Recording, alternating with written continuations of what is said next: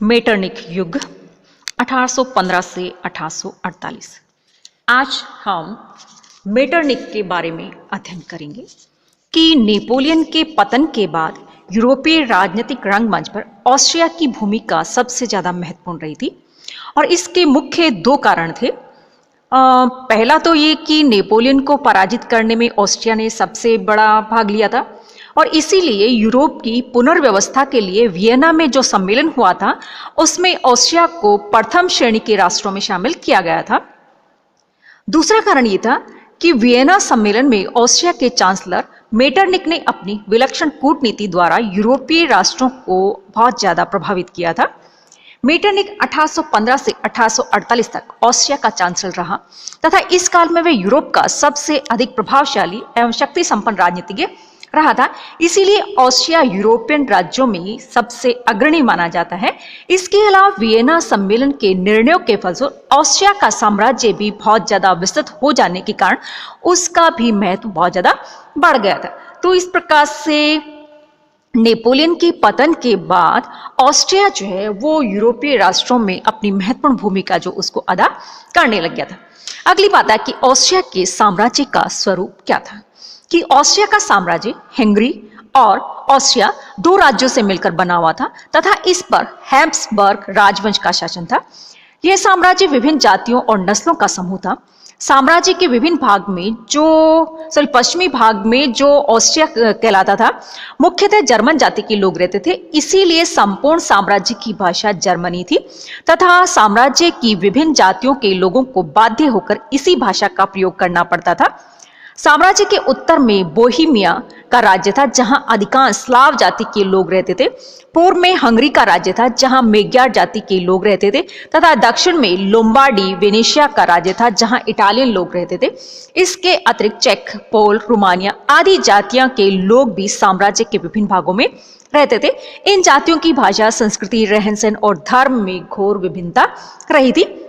संपूर्ण यूरोप में ऑस्ट्रिया ही एक ऐसा साम्राज्य था जहां फ्रांसीसी क्रांति द्वारा उत्पन्न नई प्रवृत्तियां जो है उनका कोई भी प्रभाव नहीं पड़ा। अभी भी हैब्सबर्ग साम्राज्य की शासन प्रणाली मध्यकालीन मान्यताएं जो उन्हीं के अनुसार चल रही थी। सामंतवादी व्यवस्था का अभी भी बोलबाला था और साम्राज्य में विशेष अधिकार युक्त कुलीन और पादरियों का बोलबाला था और चर्च को अत्यधिक अधिकार मिले हुए थे तथा सर्वसाधारण वर्ग का सदैव की भांति शोषण हो रहा था। शासन पूर्ण रूप से निरंकुश था तथा सम्राट की समस्त अधिकारों और शक्तियों का स्रोत हुआ करता था। सम्राट के अधिकारों पर कोई भी बंधन नहीं था जबकि जनता अधिकार विहीन थी। साम्राज्य की आर्थिक व्यवस्था कृषि के ऊपर आधारित थी, फिर भी कृषकों की दशा बहुत ही खराब थी। शहरों में रहने वाले व्यापारी, वकील, शिक्षक आदि मध्यम वर्ग के लोग सामान्यतः साम्राज्य के समर्थक हुआ करते थे और फ्रांसीसी क्रांति के समय साम्राज्य में इतने कठोर प्रतिबंध लगा दिए गए कि वहां किसी भी प्रकार के क्रांतिकारी प्रवृत्तियों का प्रचार न हो सके। साम्राज्य में गुप्तचरों और पुलिस चौकियां जो उनका जाल बिछा हुआ था तथा सीमाओं पर ऐसा विशेष प्रबंध कर दिया गया कि कहीं से क्रांतिकारी प्रवृत्तियों का प्रवेश न हो सके। किंतु ऑस्ट्रिया साम्राज्य के इटली व जर्मन राज्यों में राष्ट्रीयता का अधिक प्रभाव था।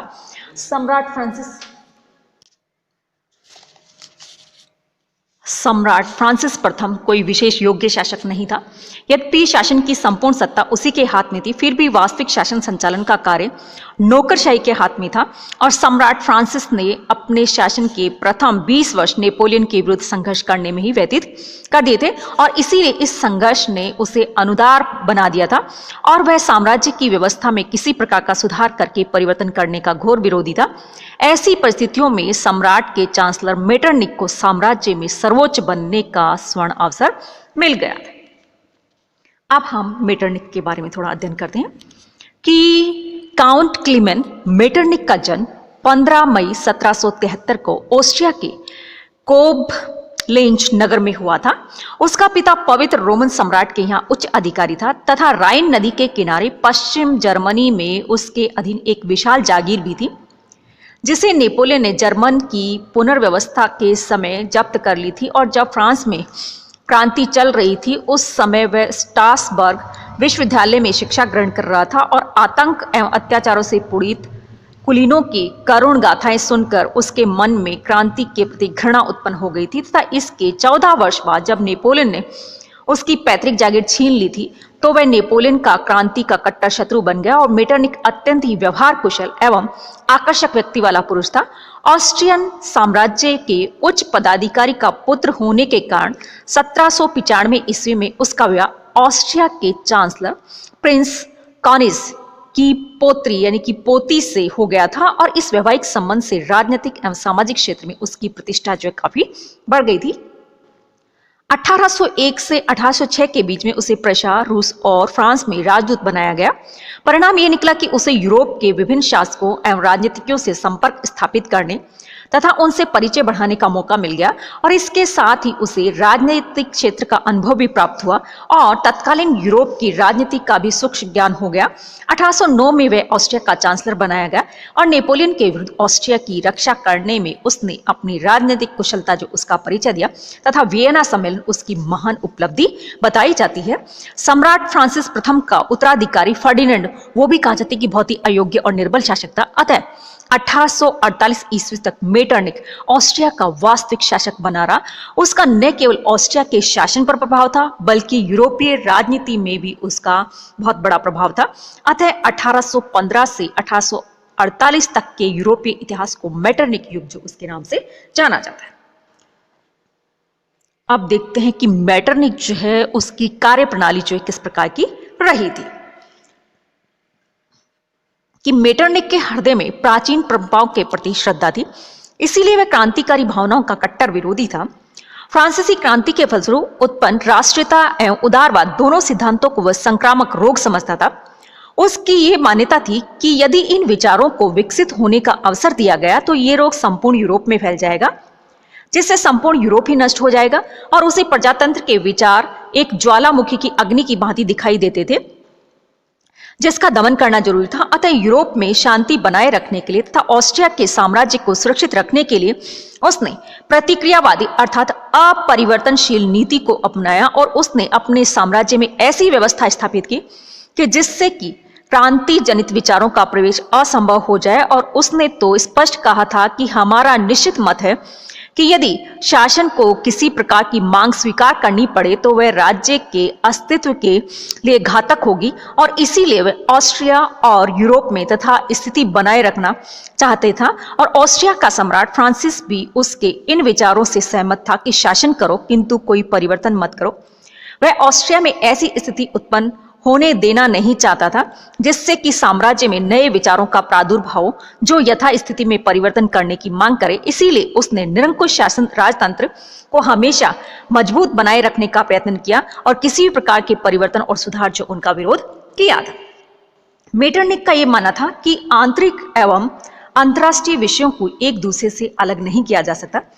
किसी एक राज्य में जो कुछ घटित होता है वह दूसरे राज्य के लिए कुछ न कुछ महत्व अवश्य रखता है। इसीलिए दूसरे राज्य को यह अधिकार है कि वे अपने हितों की रक्षा के लिए उस राज्य में हस्तक्षेप करे और इसी सिद्धांत के आधार पर उसने यूरोप की संयुक्त व्यवस्था की स्थापना की तथा पवित्र मैत्री जो उसका समर्थन किया और इन्हीं के माध्यम से उसने यूरोप के विभिन्न भागों में क्रांति का दमन करने की चेष्टा की थी। मेटरनिख इस बात से भली भांति परिचित था कि संपूर्ण यूरोप क्रांतिकारियों और प्रतिक्रियावादियों में बटा हुआ है और क्रांति की अशांतकारी प्रवृत्तियों के विरुद्ध शक्तिशाली एवं प्रतिक्रियावादी ऑस्ट्रियन साम्राज्य का बांध के रूप में होना जरूरी है। इसीलिए मेटरनिख ने अपने संपूर्ण कार्यकाल में प्रतिक्रियावाद को समस्त यूरोप जो उसमें प्रभावशाली बनाने का प्रयत्न किया था। वही इस बात को बहुत अच्छे से जानता था कि ऑस्ट्रिया की प्रतिक्रियावादी व्यवस्था भी रक्षा तभी संभव है जबकि इस व्यवस्था को समस्त यूरोप में फैलाया जाएगा। इसीलिए मेटरनिख ने इस व्यवस्था को आसपास के राज्यों में थोपने का जबरदस्ती इस पर लगाने का प्रयत्न किया जिसमें उसे असफलता ही भी मिली थी।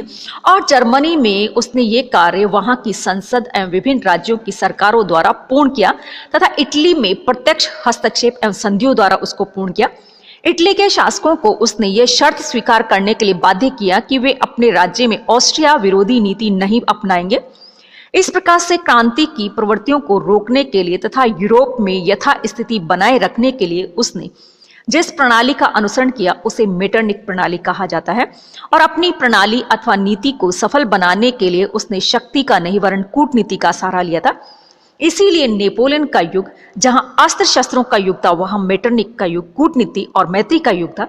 जिस प्रकार से नेपोलियन ने संपूर्ण यूरोप पर 15 वर्ष तक अपनी धाक जमाए रखी, उसी प्रकार से मेटरनिक लगभग 40 वर्ष तक यूरोपीय राजनीतिक रंगमंच पर अपनी मोहक अभिनय करता रहा। और मेटरनिक बड़ा अहंकारी व्यक्ति था जिसकी मान्यता थी कि संसार का भार उसी के कंधे पर है, यानी कि वो तो ये सोचता था कि पूरे संपूर्ण संसार जो उसका भार जो उसके कंधे पर है, जबकि ऐसा नहीं होता है। और उसका जन्म यूरोप में जर्जरित समाज का उद्धार करने के लिए हुआ है। वह बड़े ही अहंकार युक्त शब्दों में कहा करता था कि मेरी स्थिति में यह एक विलक्षण बात है कि जहां भी मैं होता हूं सभी की आशाएं और आंखें वहीं लगी रहती है। क्या कारण है कि केवल मैं ही सोचता हूं जबकि अन्य व्यक्ति कुछ भी नहीं सोचते, केवल मैं ही कार्य करता हूं जबकि अन्य लोग कुछ भी नहीं करते, और केवल मैं ही लिखता हूं क्योंकि अन्य लोग इसके योग्य नहीं है। मेटरनिक की यह दृढ़ मान्यता थी कि उसकी मृत्यु के पश्चात उसके रिक्त स्थान की पूर्ति कभी भी नहीं की जाएगी। तो इस प्रकार से मेटरनिक जो है उसका ये कार्य प्रणाली रही थी।